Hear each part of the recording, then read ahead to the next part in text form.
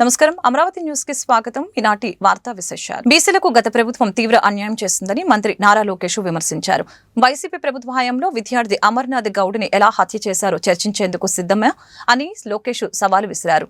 అలాగనే బీసీల సంక్షేమానికి నిధుల కేటాయింపుపై శాసనమండలి ప్రశ్నోత్తరాల సమయంలో లోకేష్ మాట్లాడారు. ఎమ్మెల్సీ అనంతబాబు దళితుల్ని చంపి మృతదేహాన్ని డోర్ డెలివరీ చేశారా అనేది వైసీపీ సభ్యుడు తిమ్మూర్తులు చెప్పాలి.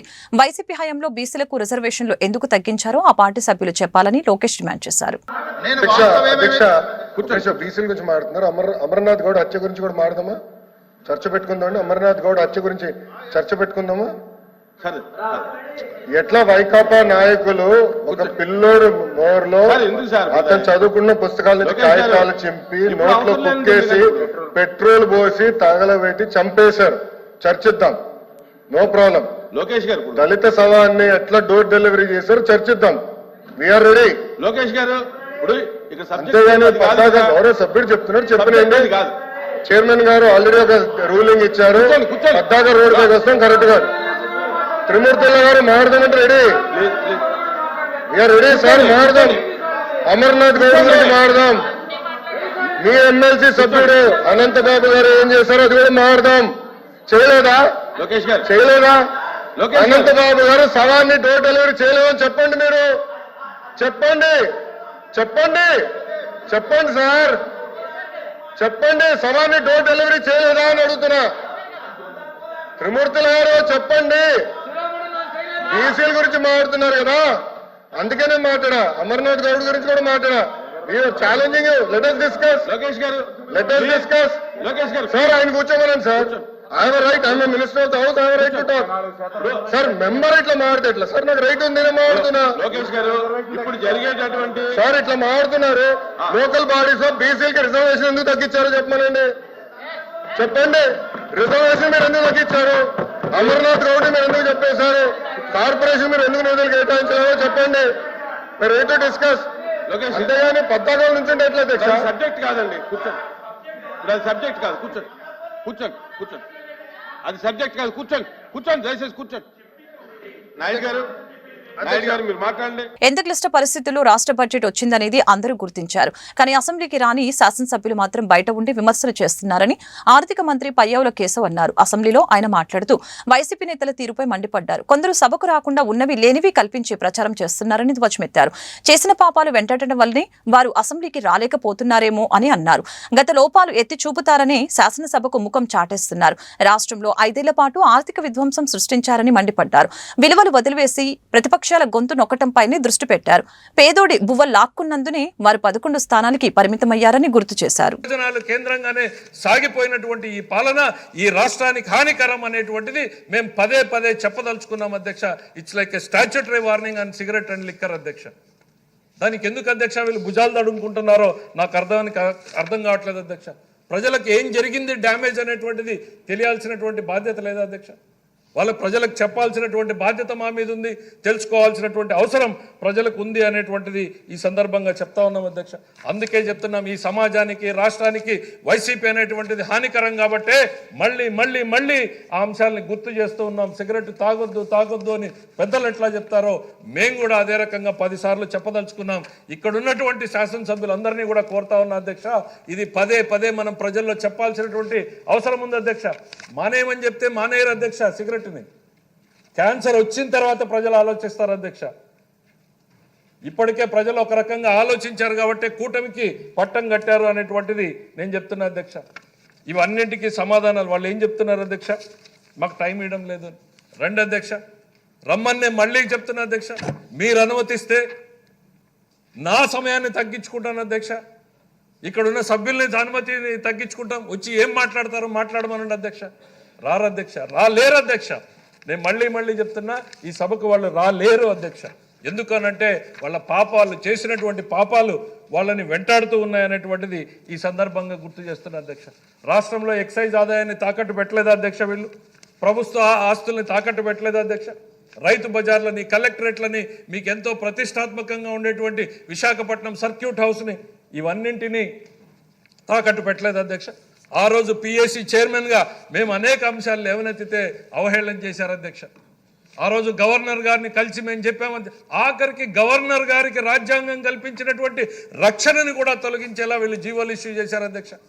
గవర్నర్ గారి మీద కూడా డబ్బులు వసూలు కోసం కేసులు పెట్టొచ్చు అనేటువంటి విధంగా వీళ్ళు అగ్రిమెంట్లు చేసుకున్నారు అధ్యక్ష. మేము ఇవన్నీ ఎత్తి చూపిస్తే ఆనాడు కేంద్ర ప్రభుత్వం లోతుగా పరిశీలించింది అధ్యక్ష, నివ్వెరపోయింది అధ్యక్ష.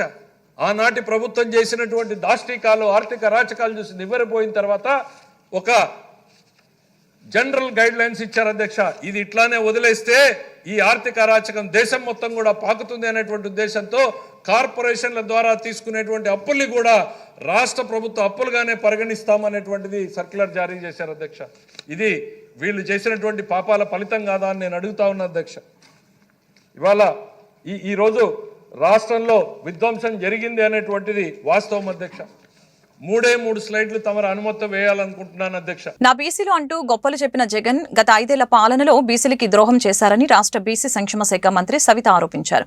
కూటమి ప్రభుత్వం వచ్చాక 8 నెలల్లోనే 1977 కోట్లు స్వయం ఉపాధి పథకాలకి కేటాయించామని ప్రకటించారు. 200 కోట్లతో 1.2 లక్షల మందికి ఉచితంగా టైలరింగ్ శిక్షణ ఇస్తూ కుట్టు మిషన్లు పంపిణీ చేస్తున్నామని పేర్కొన్నారు.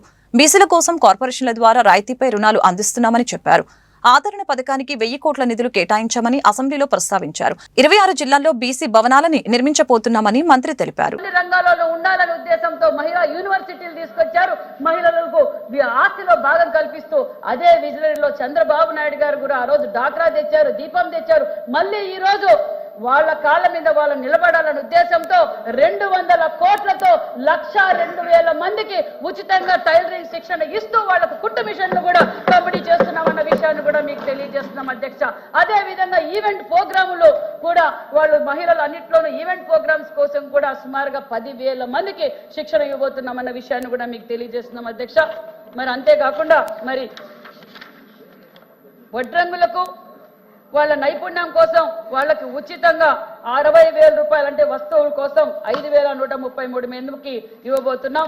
మహిళా సాధికారిక ఈవెంట్ మేనేజ్మెంట్ కి 10,156 మందికి ఈ రోజు మేము అందజేస్తున్నాం. మరి సభ్యులు అడిగినట్లు సబ్సిడీలు అడిగారు అధ్యక్ష, దాన్ని కూడా మేము ఆల్రెడీ పొందుపరిచామన్న విషయాన్ని కూడా మీకు తెలియజేస్తూ మరి సప్లైన్ వచ్చి 2 లక్షల రూపాయలకి సబ్సిడీ 75,000, 2 నుంచి 3 లక్షల సబ్సిడీ 1,25,000, స్లాబ్ 3 నుంచి 5 లక్షలకు సబ్సిడీ 1,75,000 రూపాయలతో సబ్సిడీ కూడా అందజేస్తున్నామనే విషయాన్ని కూడా తెలియజేస్తూ మరి అంతేకాకుండా ఆదరణ పథకానికి 1000 కోట్ల బడ్జెట్ కేటాయించిన ప్రభుత్వం ఎన్డీఏ ప్రభుత్వం అని కూడా తెలియజేస్తున్నాం అధ్యక్ష.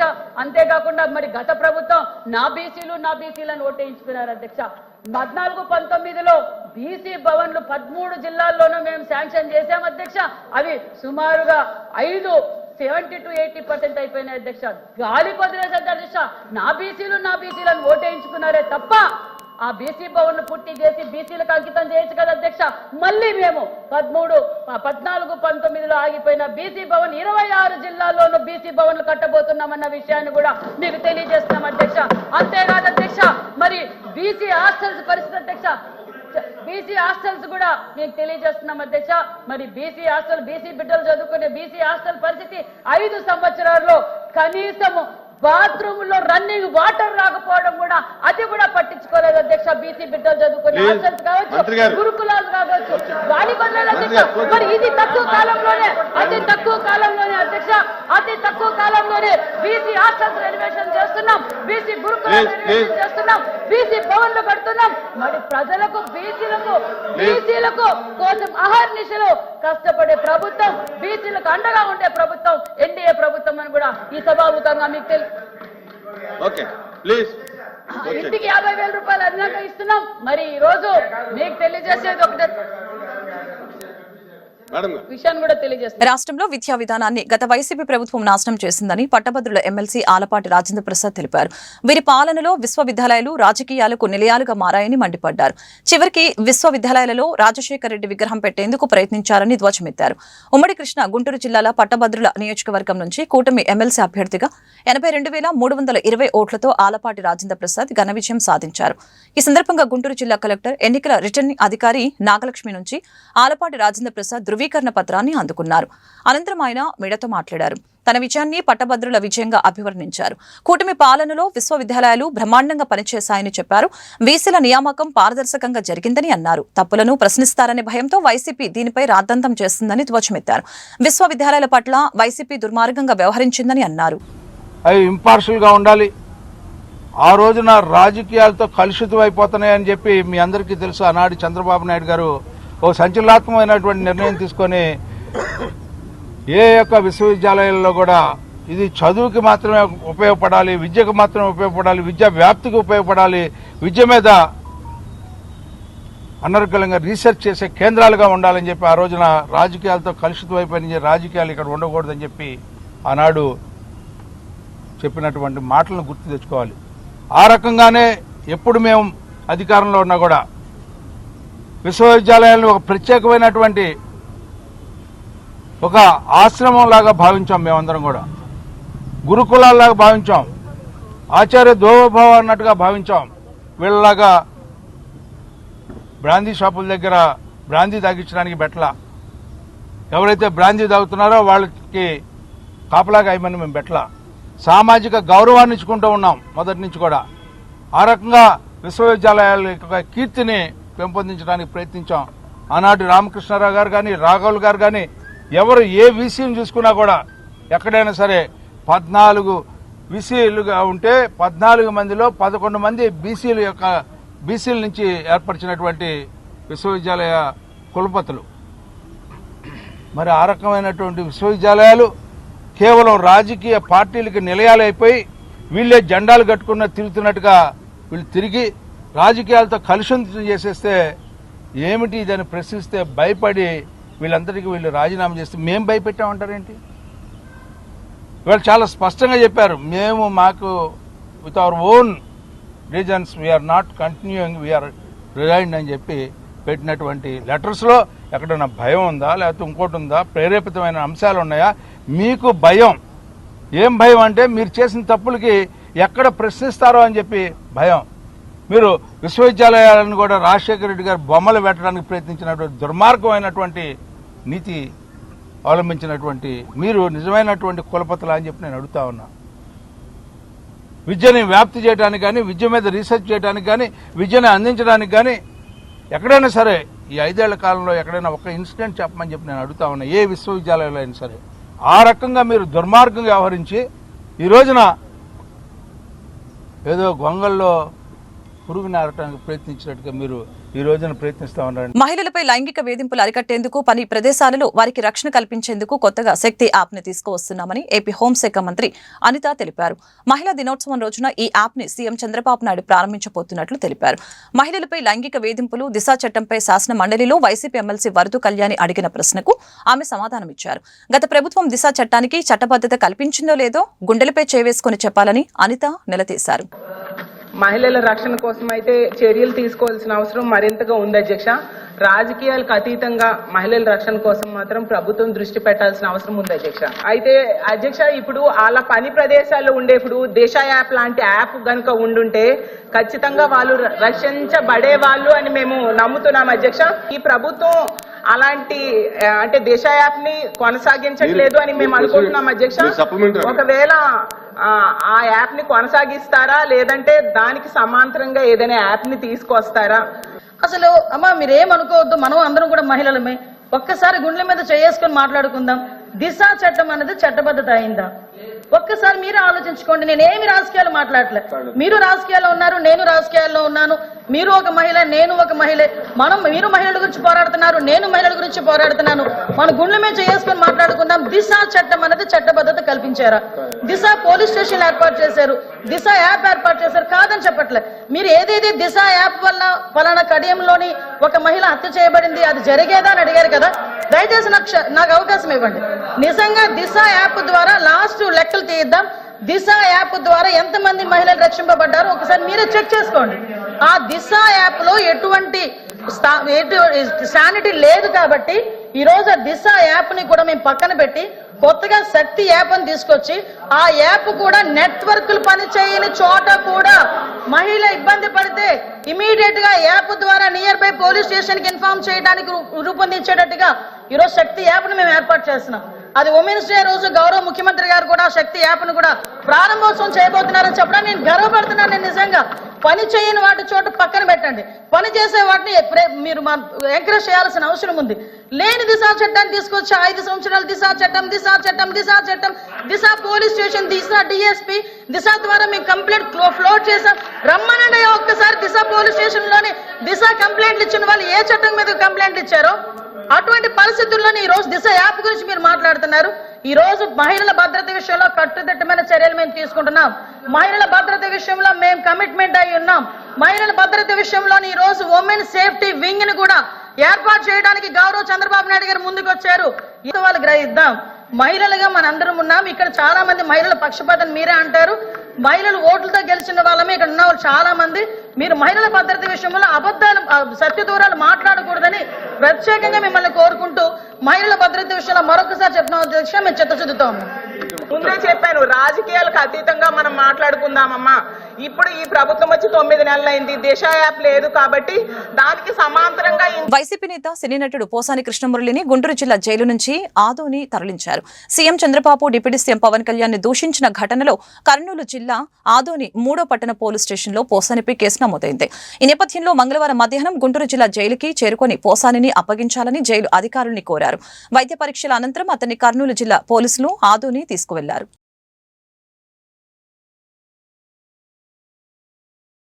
బీసీల రాజీనామా అంశంపై శాసనమండలిలో వాడివేడి చర్చ జరిగింది. వైసీపీ ఆరోపణలపై నిగ్గు తేల్చేందుకు ప్రివిలేజ్ కమిటీకి పంపాలని మంత్రి లోకేష్ స్పీకర్ ని కోరారు.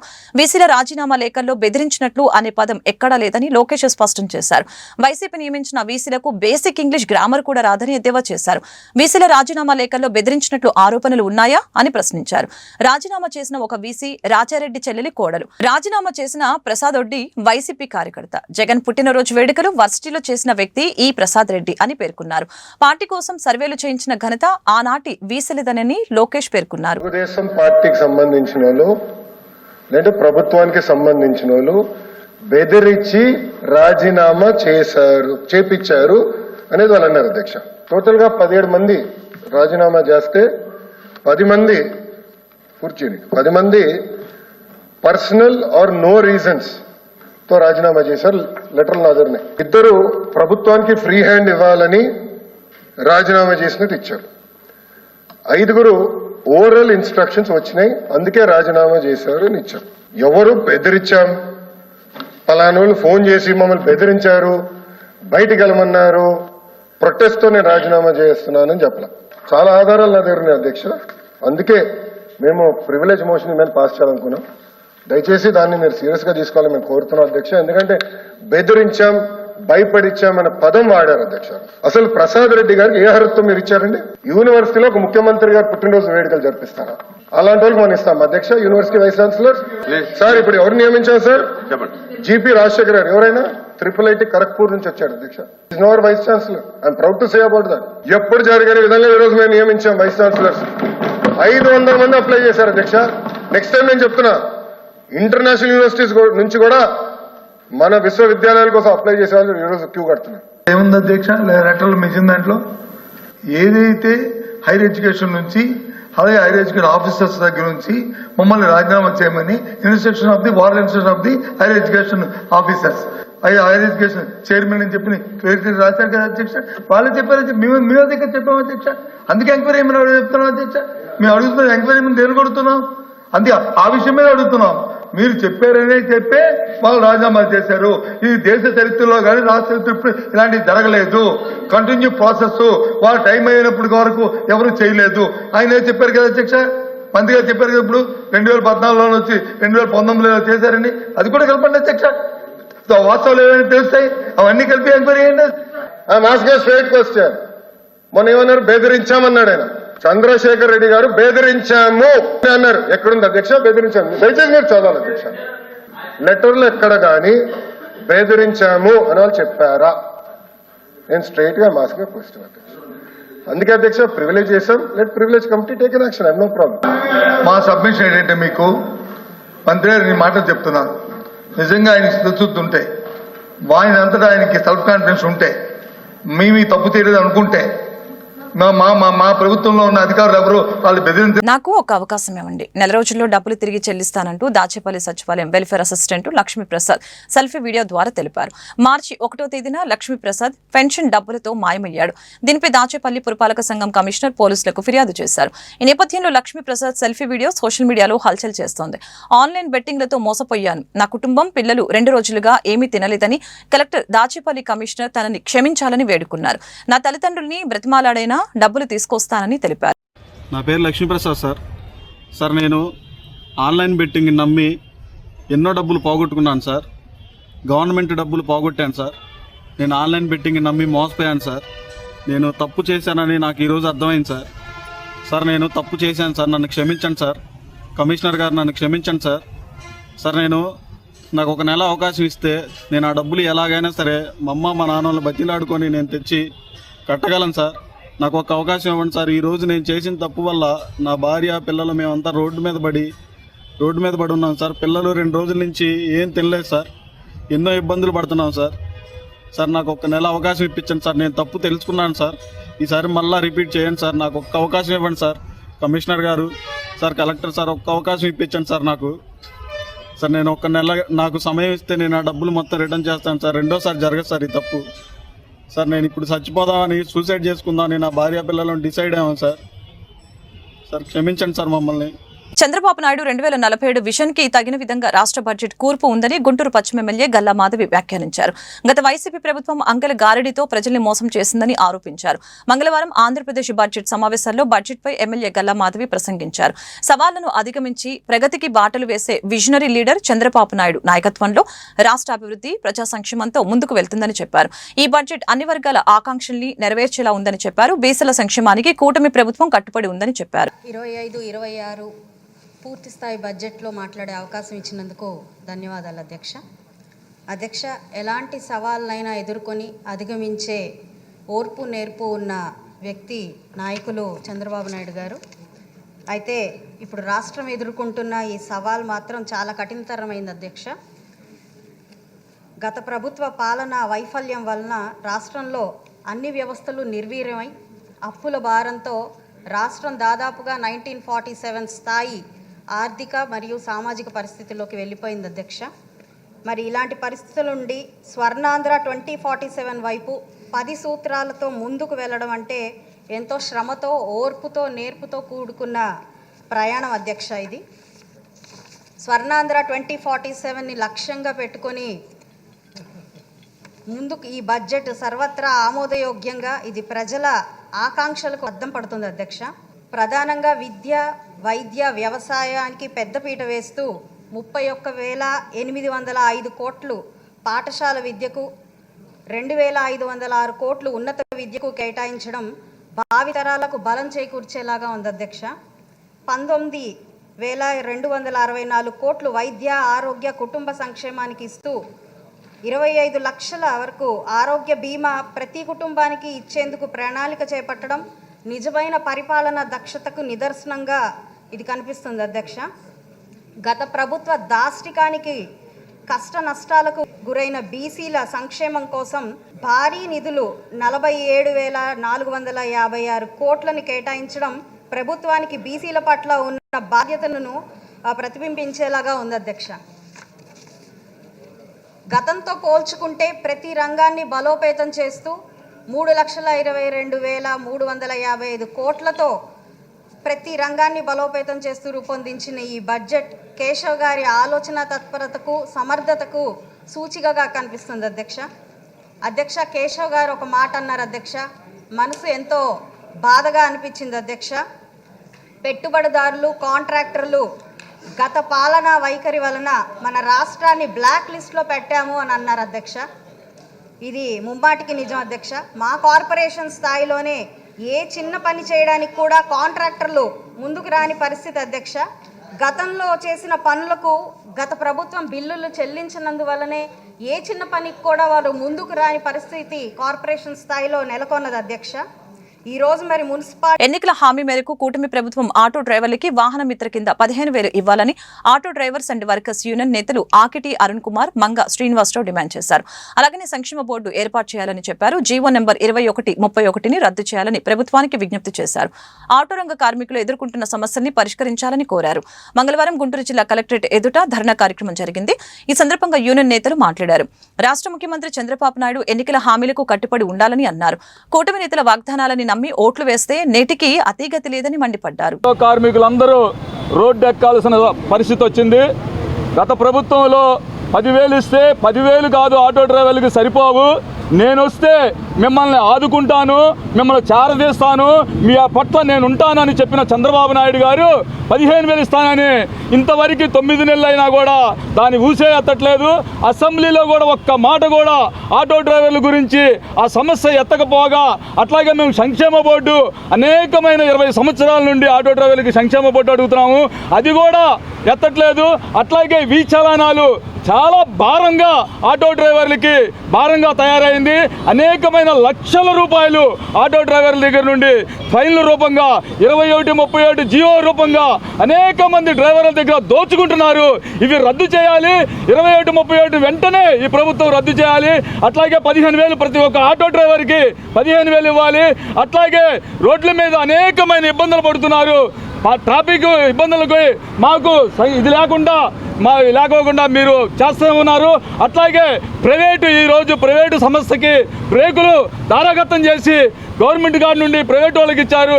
అది కూడా ఇబ్బందులు పెడుతున్నారు ఆటో డ్రైవర్ని. మీ ద్వారా మేము తెలియజేస్తున్నాం, ఇవన్నీ న్యాయమైన కోరికలు మీరు కానీ తీర్చకపోతే భారీగా రోడ్డెక్కి మేము ధర్నాకి ఇంకా రోడ్డెక్కుతామని మీ ద్వారా తెలియజేస్తున్నాం. ఆటో కార్మికులు ఎదుర్కొన్నటువంటి సమస్యల పరిష్కారమే లక్ష్యంగా రాష్ట్ర వ్యాప్తంగా కూడా auto drivers and workers union ఆధ్వర్యంలో రాష్ట్ర వ్యాప్తంగా కలెక్టర్ కార్యాలయం వద్ద ఆందోళన కార్యక్రమాలకి పిలుపునివ్వడం జరిగింది. దానిలో భాగంగా ఈరోజు గుంటూరు జిల్లా కలెక్టర్ కార్యాలయం ముందు ఈరోజు ఏఐటీయూసీ ఆధ్వర్యంలో ధర్నా నిర్వహిస్తూ ఉన్నాం. ప్రధానంగా ఈరోజు అధికారంలో ఉన్నటువంటి ఎన్డీఏ ప్రభుత్వం ఏదైతే ఉందో ఎన్నికలకు ముందు ఆటో కార్మికులను ఉద్దేశించి ప్రతి ఆటో కార్మికుడికి 15,000 రూపాయలు ఇస్తామని చెప్పి ఆనాడు వాగ్దానం ఇచ్చారు. ఆటో కార్మికులందరూ కూడా నమ్మి ఓట్లు వేసి ఈరోజు అధికారంలోకి వచ్చి 9 నెలలు గడుస్తూ ఉన్నా ఆ హామీ పైన ఈరోజు పాలకులు ఏమాత్రం కూడా స్పందించడం లేదు. గత ప్రభుత్వం 10,000 రూపాయలు ఇచ్చింది, దాన్ని మించి ఇంకో 5,000 కలిపి 15,000 ఇస్తామని చెప్పినటువంటి చంద్రబాబు నాయుడు గారు ఈరోజు దాన్ని విస్మరించారు. ఖచ్చితంగా ప్రతి ఒక్క ఆటో కార్మికుడికి 15,000 రూపాయలు అని చెప్పేసి ఏఐటీసీగా డిమాండ్ చేస్తూ ఉన్నాం. అదేవిధంగా ఆటో కార్మికులకు సంబంధించిన సంక్షేమ బోర్డుని ఏర్పాటు చేయాలని చెప్పేసి, అదేవిధంగా అక్రమంగా వసూలు చేస్తున్న ఈ జనాలతో ఏవైతే ఉన్నాయో అవన్నీ కూడా రద్దు చేయాలని చెప్పేసి మేము ఈరోజు డిమాండ్ చేస్తూ ఉన్నాం. ఈరోజు మనం చూసుకుంటా ఉంటే నూతన వెహికల్ చట్టం తీసుకొని వచ్చి ప్రజల వద్ద దగ్గర నుంచి అదేవిధంగా ఆటో కార్మికుల దగ్గర నుంచి వేలాది రూపాయలు చలానాలు పెంచి వసూలు చేస్తూ ఉన్నారు. ఇదంతా కూడా సంపద సృష్టిమని మాకు అనిపిస్తూ ఉంది. మీరు సంపద సృష్టించడాన్ని పక్కన పెట్టి కనీసం భారాలు వేయకుండా ఆటో కార్మికులందరూ కూడా పేద దిగువ మధ్య కుటుంబాలకు సంబంధించిన వాళ్ళకి భారాలు వేయకుండా ఉండాలని చెప్పేసి మేము ప్రధానంగా డిమాండ్ చేస్తూ ఉన్నాం. రాబోయే రోజుల్లో ఈ యొక్క న్యాయమైన డిమాండ్ల సాధన కోసం పెద్ద ఎత్తున ఆటో కార్మికులు సమీకరించి పోరాటాలు చేస్తామని చెప్పి తెలియజేస్తాం. ఈ వార్తలు ఇంతటితో సమాప్తం. మరొక బులెటిన్లో మళ్ళీ కలుద్దాం. నమస్కారం.